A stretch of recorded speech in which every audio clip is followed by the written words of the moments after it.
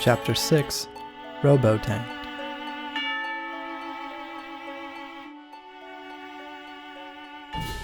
There were once two robo-engineers trying to build the best battle robots in Robocraft.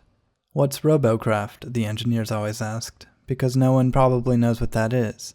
But after they realized the name was clearly self-evident, they busily got to work crafting robots. One Christmas, the first robo-engineer designed a completely flat robotank that worked surprisingly well. With a low profile, it was a difficult target, while at the same time the long frame could still support a lot of weapons. "I'll take one patent, please," the first engineer said to the army.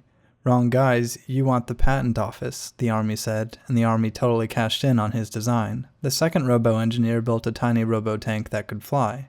"I'm pretty sure once it can fly it stops being a tank," the second engineer wrote on his patent application. It worked well too, as it flew really high and all the ground tanks didn't know what was going on. "I should have brought my umbrella. It's raining patents today," the army said, and they totally cashed in on the second engineer's design as well. The two engineers were running out of interest and patience when they decided to work together. "What if we combined the flight powers of the flying not tank with the low profile and economic nature of the flat tank?" either one of them suggested, and so they built a prototype and put it in the field.